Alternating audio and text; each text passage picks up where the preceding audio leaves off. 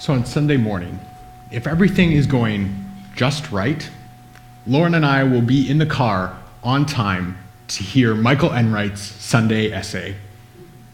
And so we know if something's wrong if we've missed it, or on days like today we're just too early. But most of the time, we get to hear Michael Enright's Sunday essay. And most of the time, he talks about things that are pretty significant in nature. Right? Most of the time, they're not fluff pieces.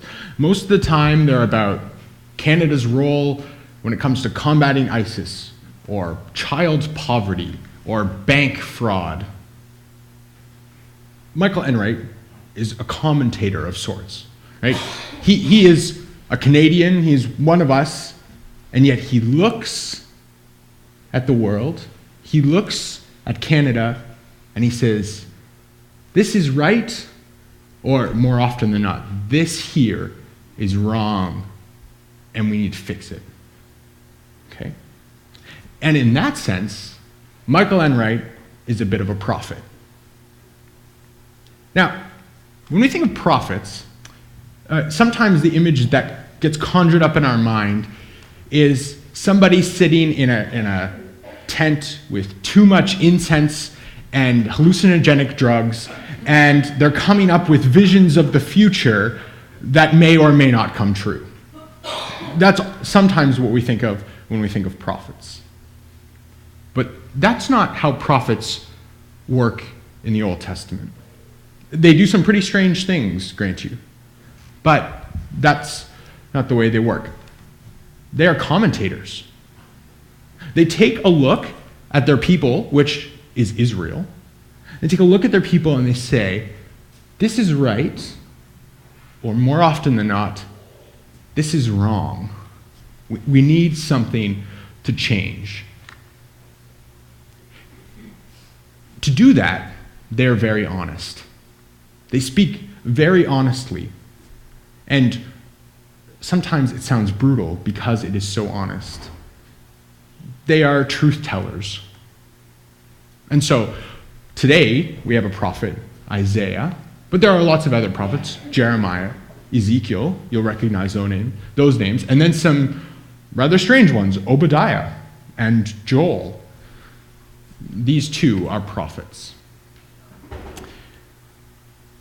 Now, the prophet Isaiah, the form that we have it in is a book. So if you were to open up your Pew Bible right now, you would see Isaiah, and there would be 66 chapters in it, and it's presented as one solid account of a prophet. It is, interesting fact, the fifth longest book in the Bible, not by chapters, but by number of words. It's long and extensive, 37,000 words, interestingly enough. So we have this book, and we see Isaiah 1 to 66. What we think is that that's kind of misleading. That Isaiah is actually divided up into three different parts. Okay, we think that three different people at three different times in history wrote the book of Isaiah. We think chapters 1 to 39 were written by one person, and that person was actually named Isaiah. We think that 40 to 55 was written by a different person. And we think that 56 to 66 was written by another person. Three different times. And we think that each of those times, each of those different writers also corresponds to a different time in history, a different stage in the life of Israel. So, a little bit of a history lesson. The peak of Israel in antiquity was around Solomon. Solomon was the height of their empire. Solomon had this grand temple, and if you read about it in the book of Kings, there are these elaborate accounts of what the temple was like.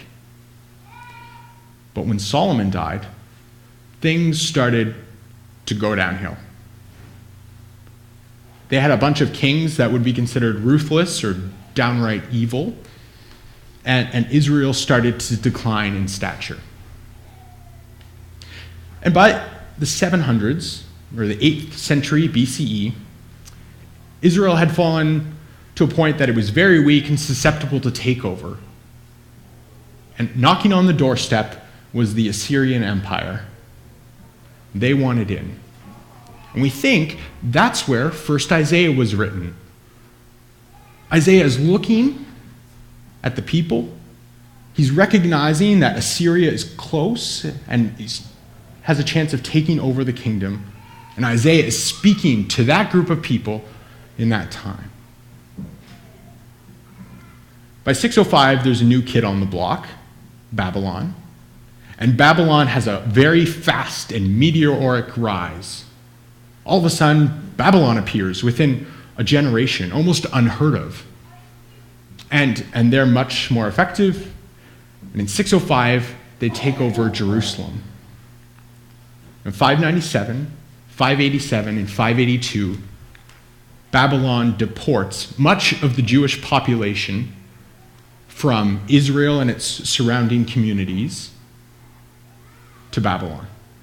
People are forcibly taken out of their homeland, where there is culture, where there is their religion, and they're taken to somewhere else, a new land. And this is all marked, most significantly, by the destruction of the temple. Solomon's grand temple, which stood for hundreds of years, is razed to the ground. This is devastating for the people. And so we think that the second chunk of Isaiah was written to those people in captivity in Babylon. Those people who were in desperate need of hope. But just as quickly as Babylon rises, it falls.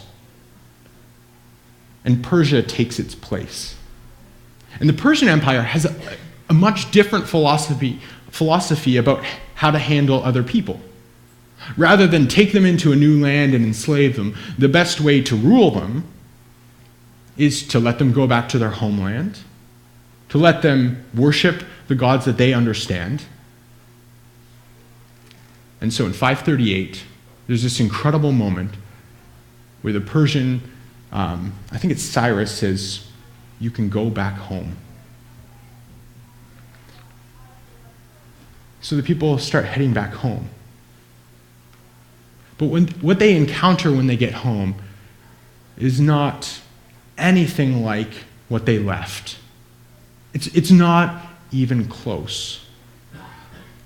The best analogy might be this footage. It was just taken by BBC of Gaza just in the last couple of months. This is what Gaza looks like now.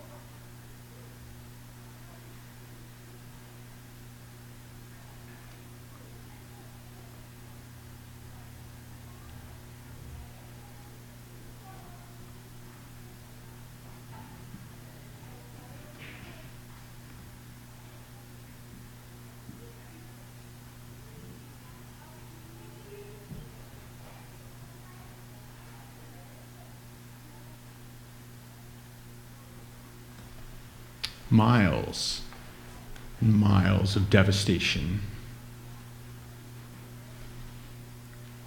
There's a whole group of people whose religious and cultural identities centered around the temple and around a city is gone. It's to these people coming back that we find the writing for today, Isaiah 64. Those words that Bruce just read, those are for those people who are coming back and nothing looks the same. Their identity is gone. And the writer is trying to figure out, how do we deal with this? How will we recover hope? Is God angry at us? Isaiah is a very difficult book to read. Honestly, I spent a lot of the week looking at it, and I still couldn't recite it for you. It's confusing, and I recognize that. So rather than going through verse by verse by verse and trying to unpack all the different images that are found within it, let's talk about how to read Isaiah, and that in it, you can enter the struggle of reading it too. The first lesson is something that you already know. We talked about it when it came to the book of Moses. The prophets are speaking to a specific people in a specific place and time. We talked about that when we talked about Moses, right? That he's speaking to a specific people in a specific time. So a good example of this is verse 11. Our holy and beautiful house, this is Isaiah writing, where our ancestors praised you, has been burned by fire, and all our pleasant places have become ruins. Now, here we are, and we're in Shematus United Church, and it hasn't burned to the ground. And most of us will go home to our pleasant places, to our homes and to our cottages. So this verse doesn't really make sense in the same way that it would have to those people. Now, we might be able to identify with this. We might be able to use it as metaphor. But it's just a reminder, speaking to a different group of people. Secondly, the prophets write about how they experience God. And how they experience God is many times personal. So if you go, let's say, to the grocery store, and you have a really bad experience with the guy behind the deli,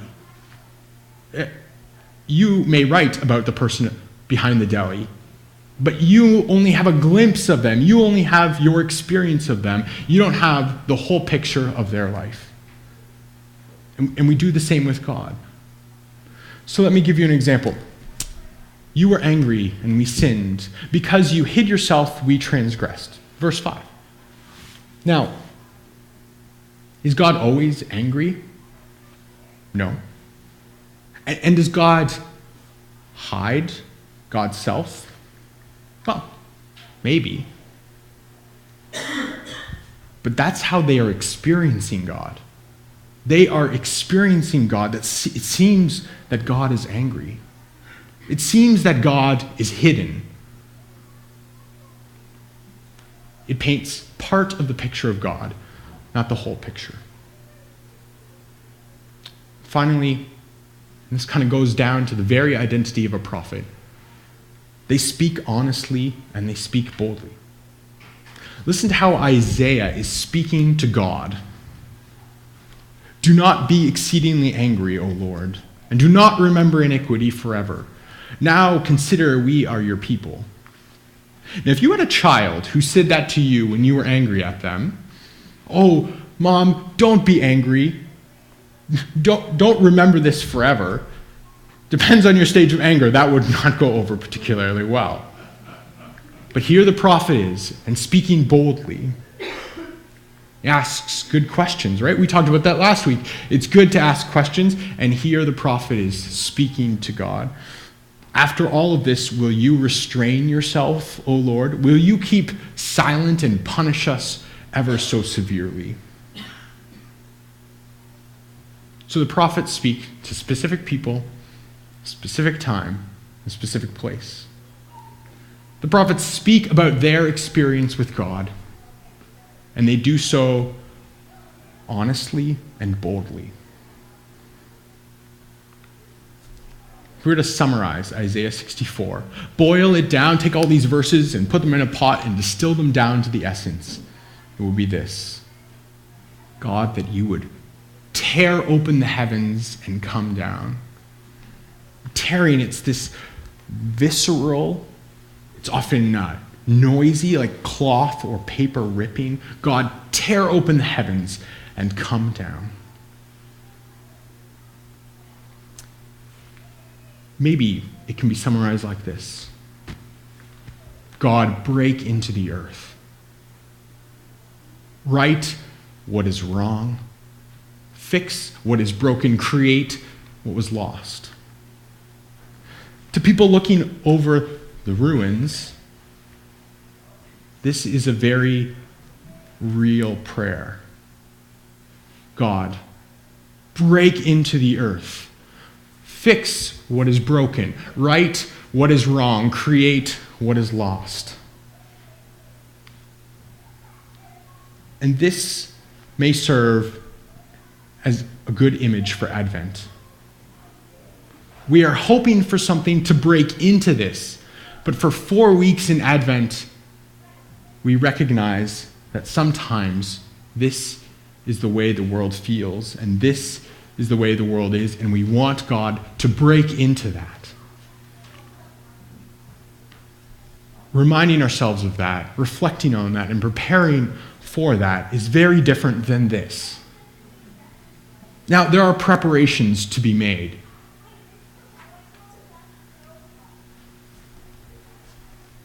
But it's a different kind of preparation. And maybe we need God to break into this too.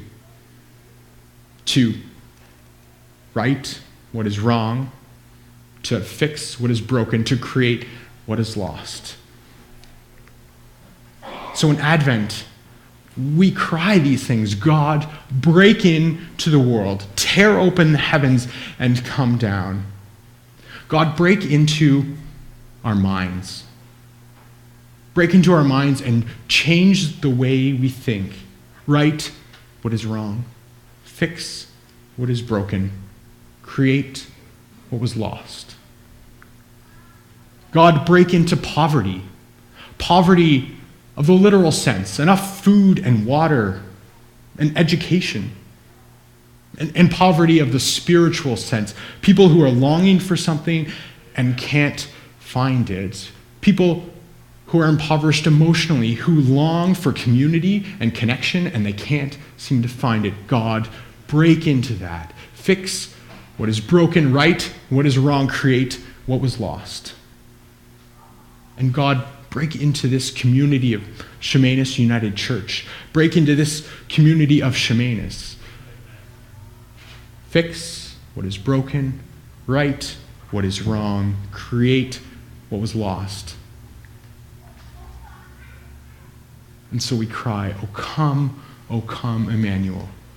Break into that. Amen.